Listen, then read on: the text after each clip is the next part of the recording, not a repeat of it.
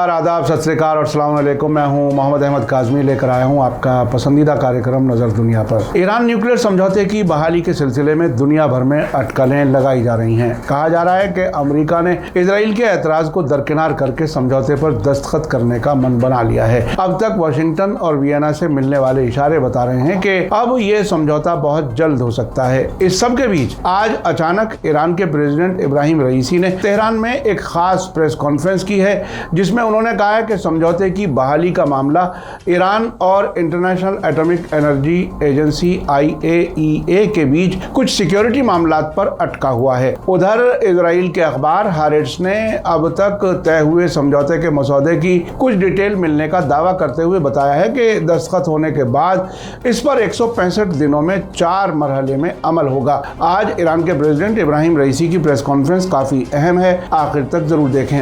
अगर आपने अभी तक media star world YouTube channel subscribe नहीं किया है तो सब्सक्राइब कर लें और घंटी दबाना ना भूलें। और अगर आप हमें फेसबुक पर देख रहे हैं तो हमारे पेज को लाइक करें ताकि हमारी हर नई वीडियो की खबर आपको सही वक्त पर मिल सके। ईरान के प्रेसिडेंट इब्राहिम रईसी ने कहा है कि न्यूक्लियर समझौते की बहाली का मामला ईरान और international atomic energy agency IAEA के बीच सिक्योरिटी मामलात के हल करने पर अटका हुआ है। उन्होंने कहा है कि उन मामलात को निपटाए बिना समझौता बहाल करने का कोई मतलब नहीं होता।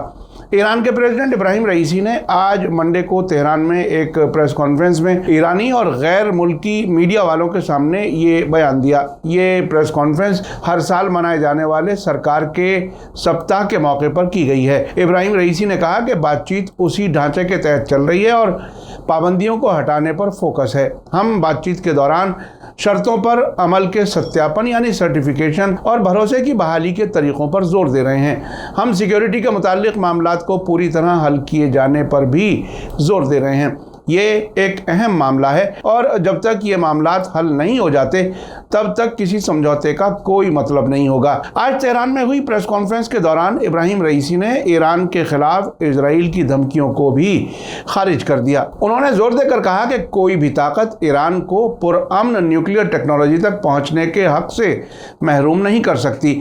हमने बार बार कहा है कि हमारी न्यूक्लियर पॉलिसी में न्यूक्लियर हथियारों की कोई जगह नहीं है। Supreme leader Ayatollah Syed Ali Khamenei ने अक्सर ऐलान किया है कि इस तरह के हथियारों का हासिल करना हराम है। हमने अपनी फॉरेन पॉलिसी में ये भी ऐलान किया है कि इन हथियारों की हमारी फॉरेन पॉलिसी में कोई जगह नहीं है। इब्राहिम रईसी ने कहा कि ईरान की न्यूक्लियर इंडस्ट्री ने तेल और एनर्जी के मैदानों समेत मुख्तलिफ मैदानों में बहुत तरक्की की है और अपनी कामयाबियों को हाल ही में एक नुमाइश के दौरान दुनिया के सामने रखा था। इजराइल लंबी मुद्दत से ईरान के न्यूक्लियर टेक्नोलॉजी हासिल करने के हक की मुखालिफत करता रहा है, लेकिन इस तकनीक को हमारे मुल्क के अंदर बनाया गया है। इसे हमसे किसी भी तरह से नहीं छीना जा सकता। उनकी धमकी का कोई नतीजा नहीं होगा। न्यूक्लियर साइंसदानों के कत्ल का मकसद इस तरक्की को रोकना था। हमें रोकने के लिए कई बार तोड़ फोड़ की कार्रवाइयां भी की गई, लेकिन हम नहीं रुके। आज की प्रेस कॉन्फ्रेंस में प्रेसिडेंट इब्राहिम रईसी ने आगे कहा कि उनका मुल्क पाबंदियों को हटाने और उन्हें बेअसर बनाने की कोशिश करता रहा है। अमरीकी पाबंदियों को गैर कानूनी और जालिम बताते हुए इब्राहिम रईसी ने कहा कि ईरानी नुमाइंदों की टीम 2015 के न्यूक्लियर समझौते को बहाल करने और पाबंदियां हटाने के लिए जारी बातचीत की मेज नहीं छोड़ेगी। उन्होंने कहा कि हम पाबंदियों को बेअसर करने के लिए कोशिशें कर रहे हैं और उस मकसद के लिए फर्स्ट वाइस प्रेसिडेंट मोहम्मद मुखबिर के तहत एक हेडक्वार्टर कायम किया गया है। हम फॉरेन मिनिस्ट्री और वियना बातचीत के जरिए से पाबंदियों को हटाने की भी कोशिश कर रहे हैं। उन्होंने कहा कि ईरान पर लगाई गई पाबंदियां मुल्क के रेजिस्टेंस की वजह से नाकाम हो गई हैं। हम इस सिलसिले में अपने लिए किसी भी हद को नहीं मानते हैं। इलाकाई मुल्कों के साथ हमारी बातचीत की सतह 5 गुना तक बढ़ गई है। हमारा तेल एक्सपोर्ट ऐसी हालत में है जहां हमें लगता है कि हमें और अच्छी कोशिश करनी चाहिए और तेल और गैर तेल सामान का एक्सपोर्ट जारी रखना चाहिए। इब्राहिम रईसी ने अमरीकी कार्रवाइयों के नतीजे में गैर मुल्कों में फंसी ईरानी प्रॉपर्टी को जारी करने की भी मांग दोहराते हुए कहा कि जिन लोगों ने अपने वादे तोड़े हैं उन्हें वापस लौटकर अपनी जिम्मेदारियों को पूरा करना चाहिए। इन बातचीत में हमारा जोर पाबंदियां हटाने पर है। उन्होंने जोर देकर कहा कि न्यूयॉर्क में यूनाइटेड नेशंस जनरल असेंबली के आने वाले 77वें सेशन के मौके पर अमरीकी काउंटरपार्ट जो बाइडेन के साथ मिलने से कोई फायदा नहीं होगा। उन्होंने कहा कहा कि अब से पहले मैंने कहा था और अब एक बार फिर ऐलान कर रहा हूं कि ईरान और ईरानी नेशन के साथ इस तरह की बैठक से कोई फायदा नहीं होगा। ईरान के प्रेसिडेंट ने कहा कि इजराइल फिलिस्तीनी लोगों के पथराव से बचने में नाकाम रहा है। उसके पास चाहे जितनी भी सटीक मार करने वाली मिसाइल मौजूद हों, इजराइलियों को चारों तरफ नजर डालने की जरूरत है। क्या वे अपनी सिक्योरिटी यकीनी बना सकते हैं? क्या वे घेराबंदी का सामना करने वाले गजा से अपना बचाव कर सकते हैं? अगर इजरायली फिलिस्तीनी ग्रुप्स के खिलाफ मजबूत खड़े हो सकते हैं तो फिर उन्होंने ईरान के टॉप टेररिज्म मुखालिफ कमांडर जनरल कासिम सुलेमानी का नामर्दी के साथ कत्ल क्यों किया था? उन्होंने इस बात पर भी जोर दिया कि इजराइल को ईरान के खिलाफ कार्रवाई करने का कोई मौका नहीं मिलेगा। उन्हें देखना चाहिए कि ईरान पर हमला करने का फैसला करने के बाद उनमें से कुछ भी बचेगा या नहीं। इस प्रेस कॉन्फ्रेंस में ईरान के प्रेसिडेंट ने ईरान और चीन के बीच ताल्लुकात के बारे में कहा कि उनके ताल्लुकात किसी भी बाहरी असर के बिना तेजी से आगे बढ़ रहे हैं। इसके अलावा उन्होंने मिडिल ईस्ट में गैर मुल्की फौजों की मौजूदगी को इस पूरे इलाके में तनाव के लिए जिम्मेदार बताया। इसी बीच मीडिया में चर्चा है कि अमेरिका और ईरान के जरिए यूरोपीय यूनियन के फाइनल ड्राफ्ट पर दिए गए कमेंट्स के बाद इस समझौते में क्या कुछ तय होने जा रहा है। इजराइल के हारेट्स अखबार ने आज समझौते की कुछ डिटेल मिलने का दावा किया है। इसके मुताबिक समझौते पर दस्तखत होने के बाद इस पर 165 दिनों में 4 मरहले में अमल होगा। हारेट्स का कहना है कि समझौता होने पर ईरान मुल्क में यूरेनियम एनरिचमेंट फौरन बंद कर देगा। ईरान को इसके बदले में पाबंदियों में राहत मिलेगी और ईरान में मौजूद कुछ वेस्टर्न कैदियों को रिहा किया जाएगा। साथ ही बताया गया है कि ईरान के पास जो एनरिच्ड यूरेनियम मौजूद है वो उसी के पास रहेगा और समझौता होने के 6 महीने में अमेरिका इसमें शामिल हो जाएगा। हारेट्स ने सोर्स बिना दिए गए रिपोर्ट में कहा गया है कि समझौते के मसौदे में ईरान की न्यूक्लियर सरगर्मी को रोकने और ईरान पर वेस्टर्न मुल्कों की पाबंदियों को हटाने के 4 मरहले शामिल हैं। चौथा और आखिरी मरहला समझौते पर दस्तखत होने के 165 दिन बाद अमल में आएगा।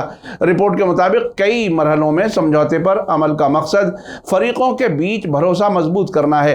हारेट्स के मुताबिक समझौते पर दस्तखत करने से पहले सभी फरीक इसको आखिरी शक्ल देंगे। वेस्टर्न मुल्कों के जरिए ईरानी प्रॉपर्टीज को रिलीज किए जाने और शुरुआती पाबंदियों से राहत के बदले में तेहरान वेस्टर्न मुल्कों के कैदियों को रिहा करेगा। समझौते पर दस्तखत के बाद पहले कदम के तौर पर ईरान को अपने यूरेनियम एनरिचमेंट को रोकना होगा। हालांकि उसे उस तारीख से पहले जमा किए गए एनरिच्ड यूरेनियम को ईरान अपने पास रख सकेगा। दूसरे मरहले में 30 दिन लगेंगे और अमेरिकी प्रेसिडेंट जो बाइडेन सरकार समझौते को मंजूरी के लिए कांग्रेस में पेश करेगी। तीसरा कदम कांग्रेस की मंजूरी के 60 दिन बाद अमेरिका को यूनाइटेड नेशन सिक्योरिटी काउंसिल और international atomic energy agency IAEA को समझौते में फिर से शामिल होने के अपने फैसले के बारे में इत्तला देनी होगी। चौथा और आखिरी मरहला एक्स्ट्रा 60 दिनों के बाद अमेरिका बाकायदा तरीके से समझौते पर लौट आएगा।